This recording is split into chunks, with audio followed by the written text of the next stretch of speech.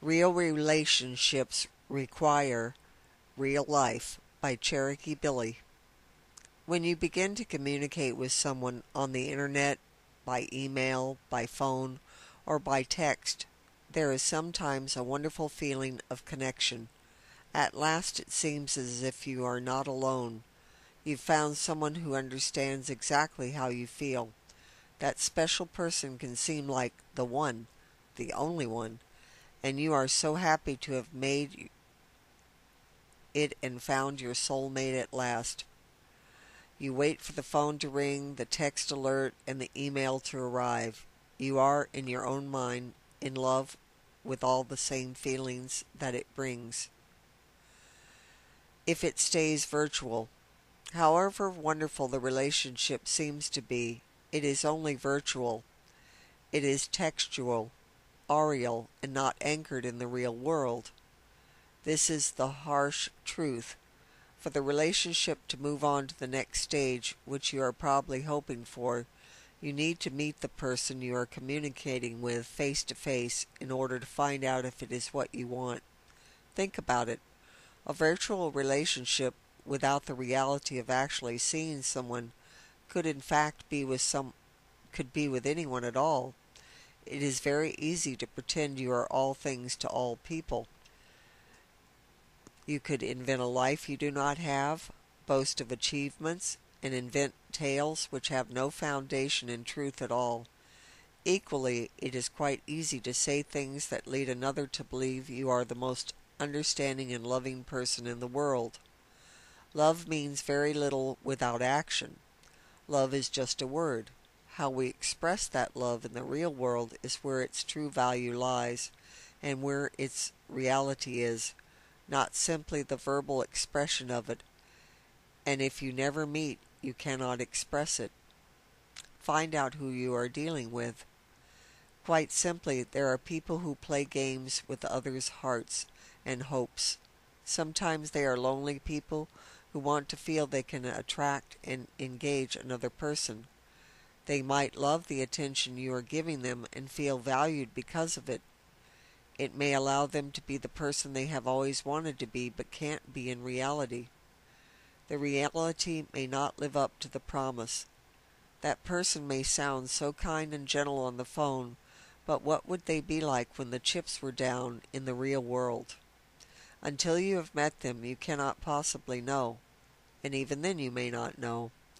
Perhaps you are content to have a virtual relationship for now, and you too feel valued and happy that you have met someone who is giving you some time and care. That's fine, and if it is mutual and no one wants it to move on, then it is all well and good. A bit like sitting in a massage chair, these virtual friendships can be a comforting thing and may continue for many years. But if you want to move on to a real relationship with a real person, then you need to meet, and if they won't meet you, then there is a problem. Warning signs. If the person you are in a virtual relationship with is reluctant to meet or makes a number of excuses not to meet you, ask yourself why that might be. They may say they are unsure and shy. That might be understandable, but there comes a point where adults must be adults and they need to get over their shyness. You could offer to meet the person halfway if you live a long ways apart. Why would someone who feels so much for you refuse?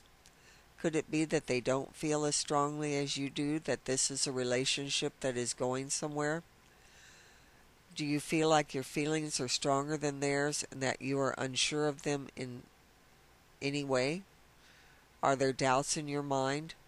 If so, then try to express those doubts so that they can be reassured.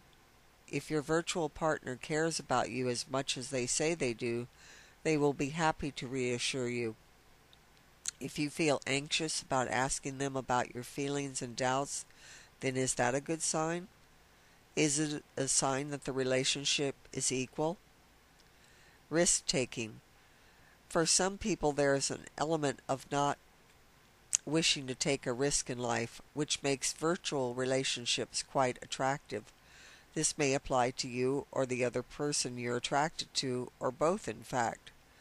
Sometimes the virtual nature of things means that you are not forced to face uncomfortable doubts about your own perceived shortcomings, either physically or emotionally.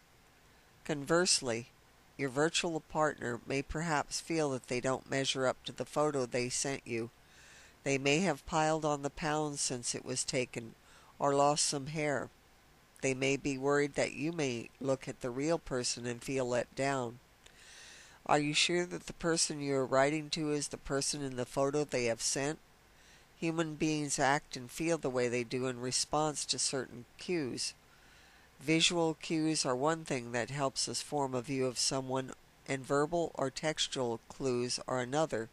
But while neither of these things define the whole of somebody, honesty about them is essential if they are to be a real indicator for us. It is entirely possible to form a close connection with someone over the phone, but it is not realistic to believe that this connection equates to real love until you have met someone face to face. A photo doesn't move or smile or twinkle. It cannot kiss or touch or caress. Real relationships require real life.